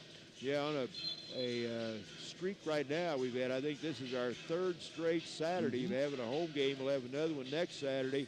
And it's supposed to have a 5th one, but that one scheduled for that Saturday, I think on the 20th of February, that's been moved to Friday night, February the 19th against Mid-America. Right. All right, going to be Viking ball, 8:54 left in the game. Vikings clinging to a 2-point lead, need a bucket right here. Now Cook tries to get it into Burton. Robbie comes up with a pass, double teamed on the block, throws up that jump hook inside and missed it. Coach Chad Lance wanted a foul, no call. Stegman gets the rebound for Central Methodist. Central can tie. They can take the lead with a triple right here. Got to stay on Ron Lee. He's been hotter than a firecracker. Now they're going to call, believe, an offensive foul. I think they call an offensive foul. Is that on Stegman? Yep, that's on Scott Stegman. So Stegman gets his second foul. And Kyle Hickey back into the Viking lineup. Jake Fletcher will sit down. So with the Vikings, it's Cook, Bobby Collins, Ravi Burton, Brody Grodwald, and Kyle Hickey, the 5 on the floor right now. Hickey outside. Jones is on him. Hickey, head of the key to Bobby Collins. Collins hands to Byron Cook. Now Gronwald around the screen. Wrap around into Ravi. There's that jump hook. Missed another one. Boy, Ravi's missed 2 of those in a row, but he tracks down an offensive rebound. Ravi needs to hit that shot. Yeah, he got to needs hit to that shot inside. That's a good hook. Good shot for him, that little jump hook. He's missed a couple of them. Hickey right wing to Gronwald. Brody with the left-hand dribble. Now reverses, comes in just inside the free throw line. And all right, Brody Grodwald knocks down his first basket of the game, and we needed that one. We'll talk about his three-point shooting. He may be as good as that shot as well, getting in the lane and that little soft jumper. 7.5 minutes left. The Vikings up by 4 points, trying to even their conference record. Now Jay Jones, cut off by Bobby Collins. Now Lee gets it back for Central Methodist. Lee picked up by Hickey. Outside to Jay Jones. Deep 3 by Lee off the left side. They lost him again.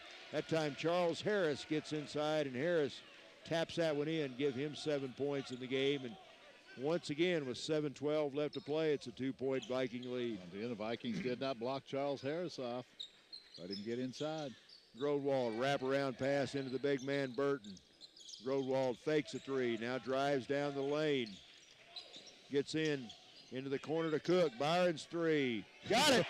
For the second game in a row, Byron Cook nails a big 3 as Brody Grodwald drove down the baseline, found BC open in the left corner, and Byron Cook, as he did against Benedictine the other night, nails a big 3, and now Bobby Collins runs into Ron Lee. That'll be a foul on Bobby. And the Vikings are trying to say it's a moving screen, and going to be a 1-and-1 here for Ron Lee as the Viking bench trying to say it's a moving screen, and that's why he picked up the foul, but not going to be the call. Probably not the guy you want on the line right now, but nonetheless, it is Ron Lee. He's a perfect 7 out of 7 from the stripe. Maybe we jinxed him. Nope. And as far as we talked the points, remember that one of those tips earlier in the game was given to Ravi Burton and not Hickey. So Hickey has 25. And Ravi has a dozen. Okay, all right, okay. So we got to get him to 30. He needs a couple more buckets. We can do that. I remember there was a tip in. They were both there, and they gave it to Ravi. Okay. I gave it to Carl Washington, I think. Yeah, he had one, too. Yeah. A shot missed by Lee, but Wendling gets the offensive rebound. So the Vikes don't screen out on the boards, and Central Methodist will get another shot at it. Behind the back dribble by Jones, picked up by Gronwald. Into the corner to Harris, and they're going to say Harris shuffled his feet on the takeoff, so that'll be a violation for Central Methodist. 68-64, the Vikings lead. They get the Pelota back with 6:24 to go. Well, this ball game moving right along, isn't it? Yep.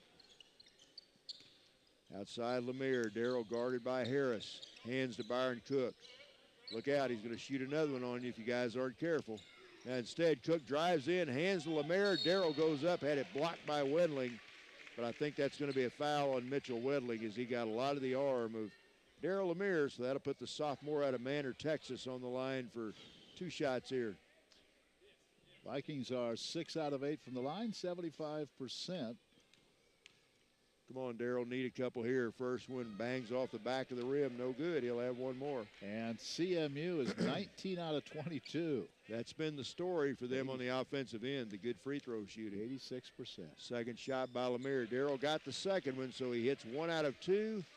Give him 5 in the game. That's what the Vikings lead by 5 with 6:05 left in the game. A little pressure by Missouri Valley, kind of a soft press that time as Harris walks it across the timeline. Gronwald on Lee. Got to know where he is at all times. Now John Hall down the middle. Hall tries to go over Ravi Burton. Ravi, a little contact there, no call. I think Ravi maybe got away with a foul that time. I think Ravi was kind of backing up. That's probably why they didn't call anything. All right, Viking ball, 5.5 to play.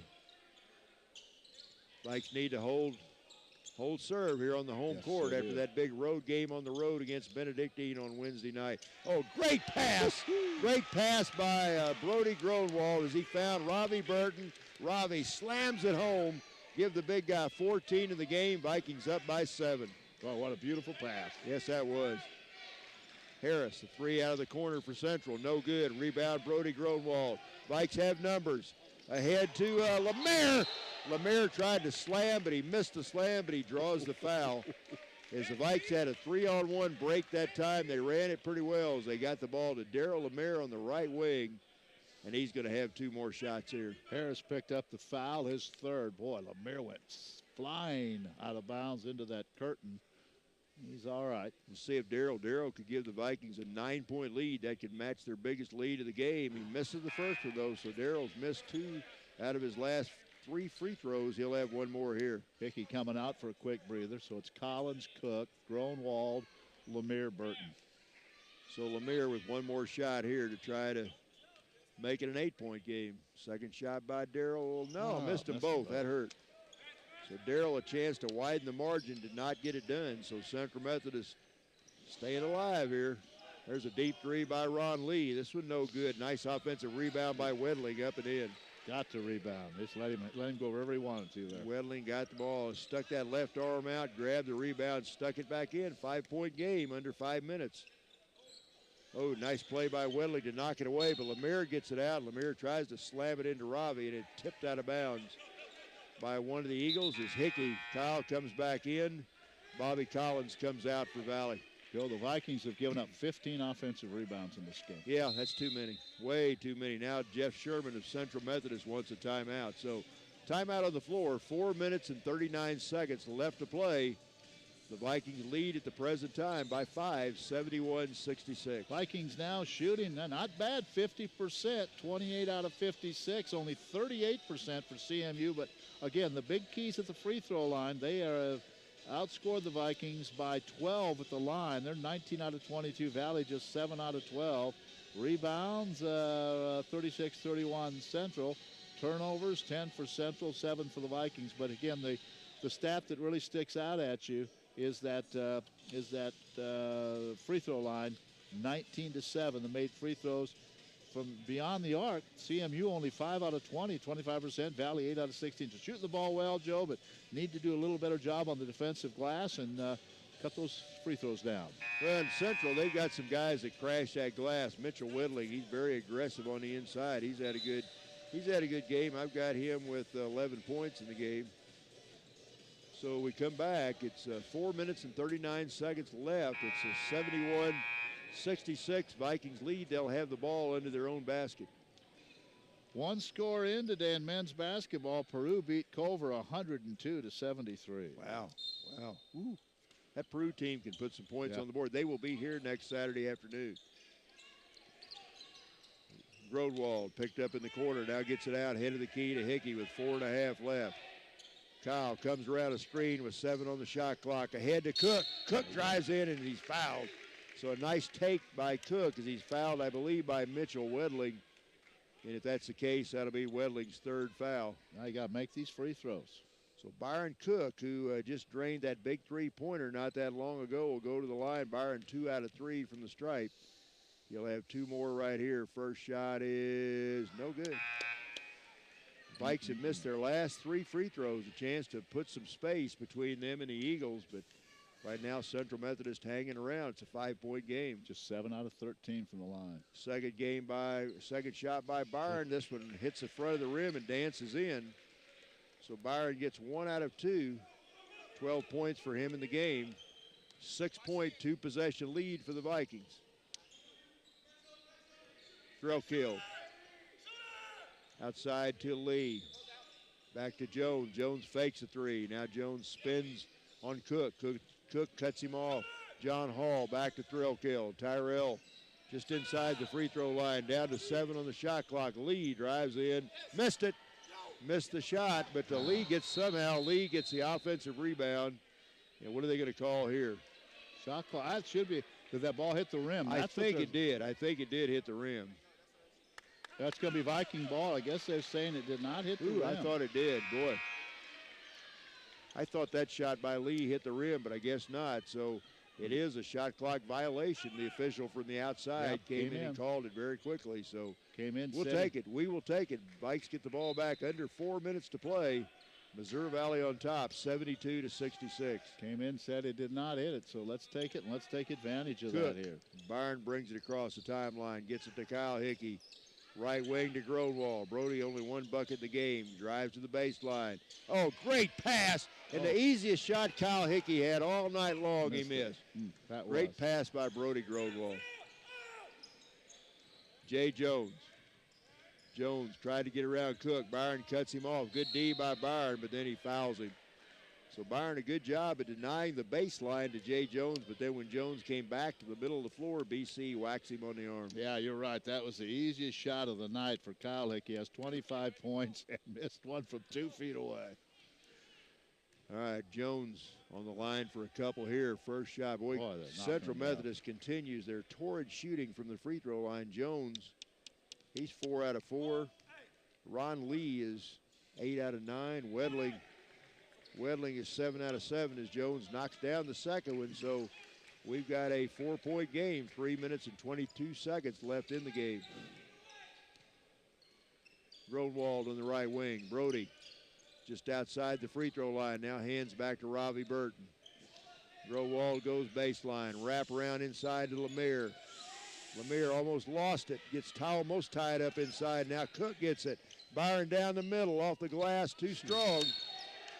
And there's going to be a foul right now, I think, on Ravi Burton. Yeah, I'm going to say Ravi goes over the back on the rebound, so the big guy picks up his third foul, and that's team foul number 10 on the Vikings. So that's going to put somebody on the line for 2 shots right here. Is that Ron Lee? I think it's going to be Ron Lee on the line for 2. I want to see if all the Vikings have the body parts. There was a lot of contact in that lane and a lot of whistles that weren't blown. I'll Vikes a little that. Careless with that offensive possession. Lee with a couple shots here. First one, good. So Ron Lee, if he can knock down this second shot, he can make this a 2-point game with just over 3 minutes left.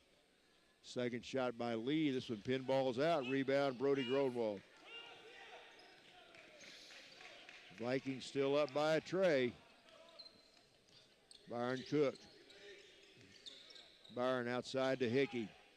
Hickey wrap around into Ravi. Ravi goes inside, puts up a jump shot, no good. Boy, Ravi's got to hit that shot in close. He's missed his last 3 shots in close. He had that slam dunk. Got that one down, but he's missed his two jump hooks and about a 4-foot jump shot right there. Central Methodist can tie. They can tie it up with a 3. Lee outside to Jones. And Jones throws it over his head, right over the head of Coach Jeff Sherman. Jeff didn't even try to jump. He couldn't got that one. Jeff just looked up in the air and saw that ball sail right over the top of his head as Central had a possession where they could have tied the game up. But we're down to 2:18. Vikings lead by 3. Come on, guys. Need a bucket right here. Cook outside to Gronwald. Head of the key, Lemire. Ravi Burton guarded by Wedling. Ravi now gives to Byron Cook. Down to 10 on the shot clock. Vikes need to get into the offense here. Cook drives inside. Tried to get it to Ravi Burton. Had it taken away. Here comes Threlkill. Ahead to Lee. Lee up and in, and Central Methodist can tie it up as Tyrell Threlkill gets a pass ahead to Ron Lee. Lee lays it in.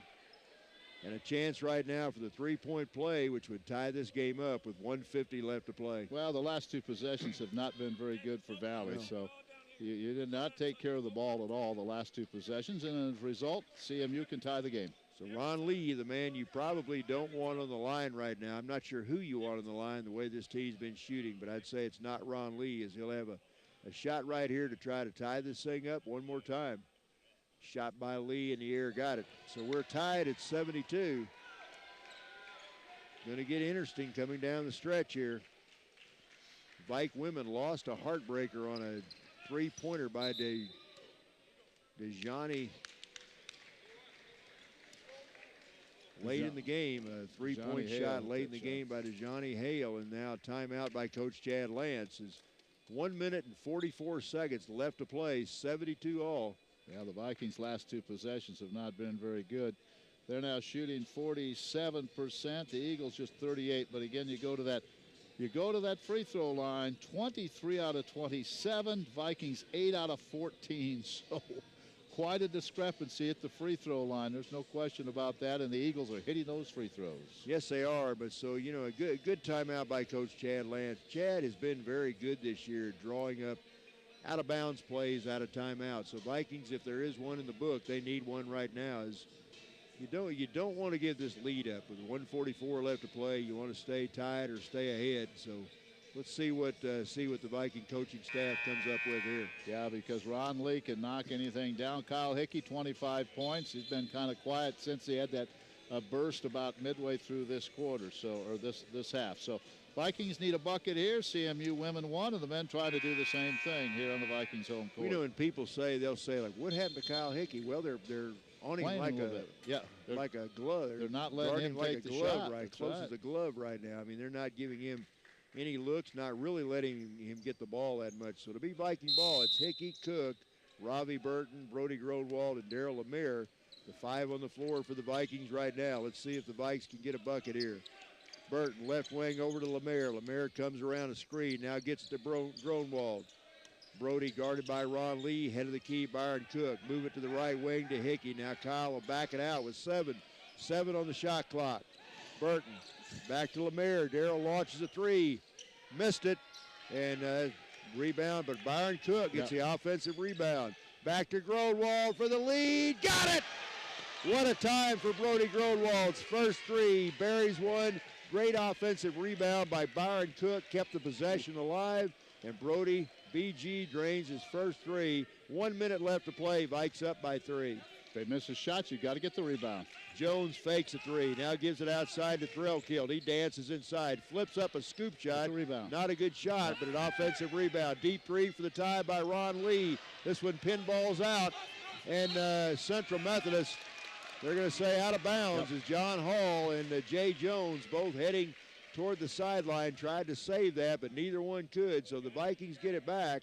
43.7 seconds left to play. Missouri Valley up by 3. They've got the ball. Jake Fletcher back in. And somebody came out. I'm not sure. I think it's Byron Cook coming out. So Byron, not the best free throw shooter, so they take him out of the game right now with a lead.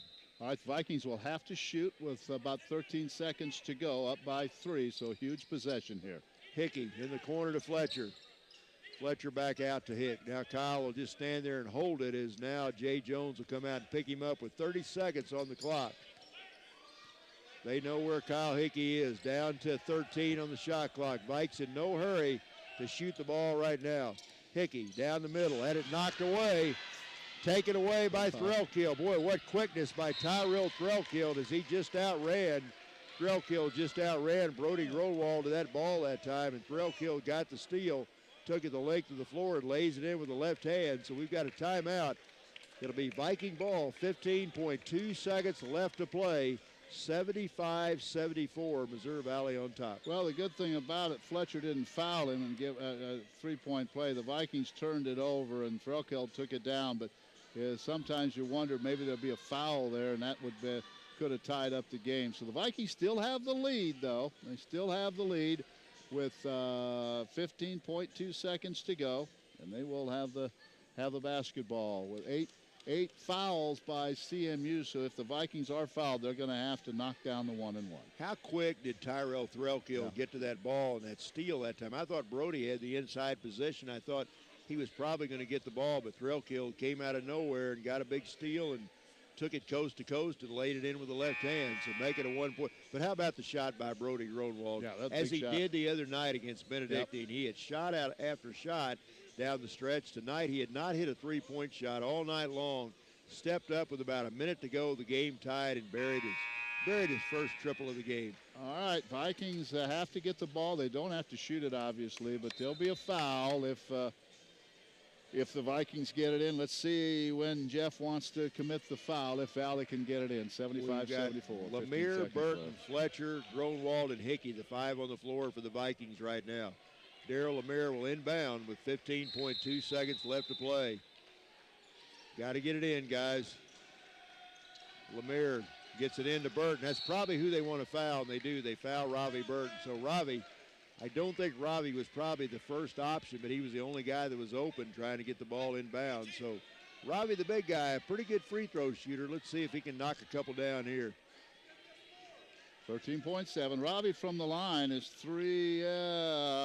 Let's see. Has he shot a free throw? I don't think he's taken one today. He has not taken one today. Ravi on the season is almost a 70% free throw shooter. He'll have a 1-and-1 right here. First shot by the senior out of St. John's. Antigua is good. And that was a big one. As Ravi Burton, who has had 14 points, now has 15. He'll have one more. Nonetheless, it's still going to be a one-possession game. It's a 2-point lead right now. So Vikes, if he hits this, will have to cover up the three-point shooters. Oh, they might foul and send him to the line. We'll see. Burton will have one more here to try to give the Vikes a three-point lead. He missed it. But a nice tip. Daryl Lemaire tips it out to Jake Fletcher. And what an athletic play by Daryl Lemaire. Jeff Sherman wanted it over the back, but Daryl Lemaire just went right over the Central Methodist rebounder, got a paw on that, and tipped it outside to Jake Fletcher. What a play. Now, Jake knocked these down. Fletch working at the line. Yeah, he just knocked it. He couldn't get to it. He just kind of volleyballed it out to Fletcher. Great athletic play by Lemaire. Now, Fletch, a good free throw shooter. Let's see if he can knock a couple down, make it a two-possession game. That would be huge. Jake's first shot in the air, bends the knees. Got it! So Jake can really put the Vikes in good shape, not in the game, but put the Vikings in good shape if he can knock down this second free throw to make it a two-possession game. Fletch has 4 points in the game, 2 out of 2 from the stripe. Come on, Fletch, let's put this one away. Second shot, no good. Oh, and now Fletch goes over. Jay Jones is back. So Jake Fletcher not only missed the free throw, but then trying to get the rebound. He crashes into Jay Jones. So now Central Methodist can make it a 1-point game with the clock stopped. Never easy. Now Bobby Collins getting set to check back in for the Vikings. Well, the Vikings have missed a lot of free throws in the second half, and that has been a key. Jay Jones with 2 right here. First one's good. So Jones knocks down the first free throw. With this second free throw, he can make this a 1-point game with 9.3 seconds left. And you got to figure Central Methodist will foul immediately on the inbounds pass, I would think. Now Fletcher comes out. Bobby Collins into the lineup. Second shot by Jones, got them both. So we've got a 1-point game. Now, real quickly, Central Methodist fouls Kyle Hickey. So the Vikes get it into Kyle in the corner, and with 8.6 seconds left, Hickey will go to the line. That's the 10th foul on Central Methodist, so this will be a 2-shot foul for Kyle Hickey. But again, Ken, even if he hits both of them, it will still be a one-possession game. We got to make the free throws. A miss by Ravi, a miss by Fletch, but not this time. Hickey's going to knock them both down. Hickey's first shot, good. He's going to knock Give them him both down. 26.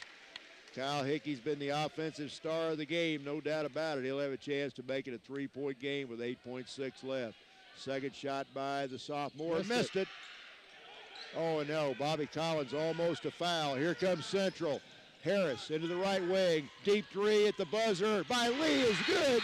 And the Central Methodist Eagles have come into Missouri Valley, and they've come away with a win as Ron Lee buries one from the right baseline at the buzzer. Ron Lee hits a shot at the buzzer, and Central Methodist gets a doubleheader sweep. And that shot was almost from the identical place that Jelani Hale took that shot to win the girls' that's the second game. time in the men's this season that they've won on a last second shot.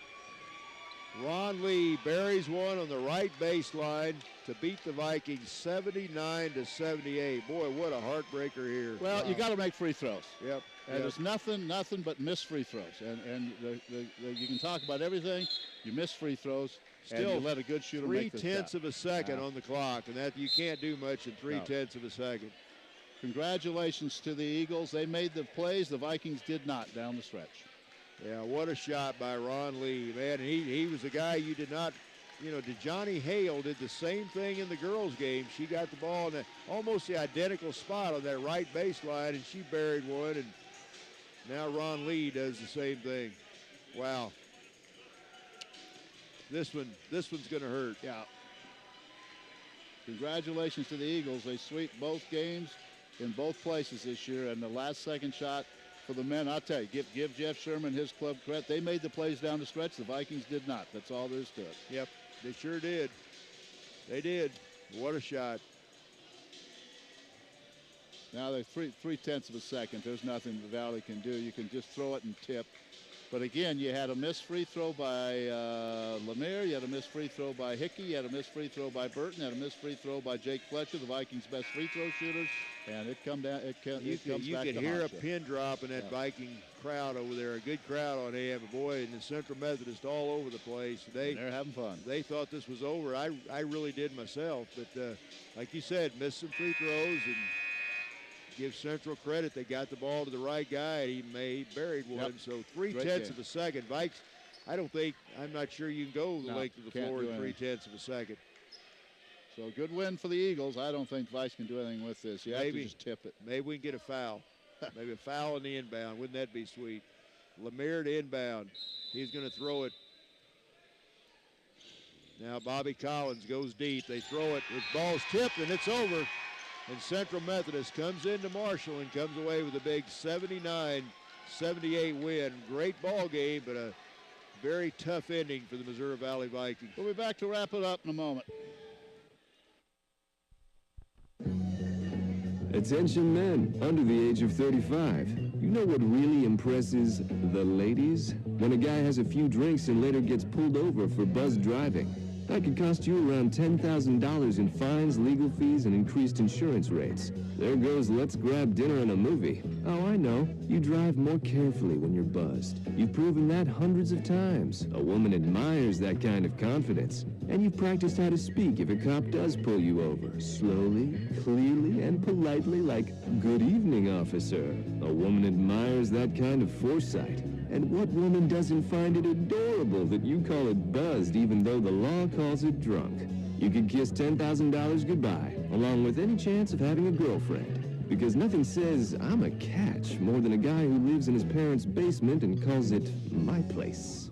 Buzzed, busted, and broke. Because buzz driving is drunk driving. A message from the National Highway Traffic Safety Administration and the Ad Council. Well, congratulations to the Eagles. Ron Lee, big win. They're now 6-11 in league play, and that drops the Vikings to 7-9. So the Eagles needed a big win. They get it, and now all of a sudden they're just a game behind Valley in the standings, and they have the tiebreaker. Well, and that's a game you thought the Vikes had in hand, and boy, what a give Central Methodist credit. They really, and this will be a day I think both Central Methodist teams will remember at the end of this season. Both the men and the women down late in the game, and both of them came back and found a way to pull the game out. So give them credit. They made some plays when they had to and got it done. So and the Vikings only 11 out of 20 from the free throw line. 55%, that's the key stat in the game. Yeah, that is. No question about it. Yep, tough loss. There's not much you can say. Just a tough one all the way around. And I think we're waiting for Coach Chad Lance. He's going over behind the Kurt. This will be a tough one for Coach right now. I know, and it's a tough game to lose. But let's wrap the scoring. Yeah. A great game for Kyle Hickey. Kyle 9 out of 15 from the floor, 6 for 8 from beyond the arc. He winds up with 26 points. 15 for Robbie Burton in the game. 12 points for Byron Cook. They did most of the scoring. 5 points each for Brody Gronwald, Trey Collins, Darryl Lemire. And then let's see, it looks like 2 points for Aaron Peterson, 2 points for Brody Thompson, 2 points for Carl Washington. I'm missing Jake Fletcher in there. Jake wound up with 4. Yeah. So that's it for the, come on, Chad. Chad's going to come in right now. Final score was 79-78, and we'll get a couple comments from the coach. Boy, these are tough, Coach. Go to the free throw line, and you can just stare at that stat all you want to all night long. 11 out of 20, 55%. I ain't got much to say. I understand. I don't have much to say. I mean, between rebounding and free throw line, I mean, that's where the game is at. You know, I don't know. We could have done this. We could have done that better. Bottom line is we didn't rebound well enough, and we didn't shoot free throws well enough, and that's the ball game. All right, Coach. I know there's not much to talk about, but boy, these are tough. And as a coach, this is when you have to go to your team and say, "Hey, there's still a lot going on here, but it's gonna be a tough one tonight, isn't it?" Yep, definitely, definitely. You know, that's 2 back-to-back. All right, Coach. Coach, I'll let you go. I know it's a tough one for you, so we'll see you Wednesday. We'll get back on the winning track in Des Moines, all right? All right, thank you. Okay. All right, Coach Chad Lyons. Those are just tough ones. The Vikings, 29 out of 61, 47%. The Eagles, 24 out of 61. But and the Vikings shot the ball better. But again, Joe, let's just go over the scoring. And the key stat was the free throw line and rebounding, as Chad just said. Free throws, 25 out of 29, 86% for the Eagles. The Vikings, 11 out of 20. And rebounds, 43 for the Eagles, including 17 offensive rebounds. So let's go to the rest of the scoring. We'll wrap this Well, we one mentioned the Vikings scoring earlier. Again, I'll give you the double-figure scores for the Vikings. Hickey with 26, Burton with 15, Byron Cook with 12. Then I'll just do them all. 5 points each for Brody Grodwald, also 5 for Bobby Collins, 5 for Darryl Lemire, 4 points for Jake Fletcher in the game. 2 points for Aaron Peterson, also 2 for Carl Washington. And let's see, there's somebody else in there, Brody Thompson. Brody also with 2. Brody had that left-hand scoop shot that went in. For Central Methodist, a story in the game for them. We thought Hickey had a good game, but even overshadowed a little bit by Ron Lee, who had 29 points. Lee hit that game winner. Lee, look at this, they've got him, feel this can't be right, the stats, well, I guess it must be. 7 out of 20 from the field's what they've got him. But he was 10 out of 14 from the free throw line, so he spent a good part of his afternoon on the free throw line, 7 out of 20. But he hit the one that counted, the three-pointer at the end of the game. Look at that. Lee took 14 three-point shots, hit 5 of them in the game, but he led the way with 29, 13 points for Jay Jones, 11 for the big man Mitchell Wedling, 9 in the game for Scott Stegeman, 7 points for Charles Harris.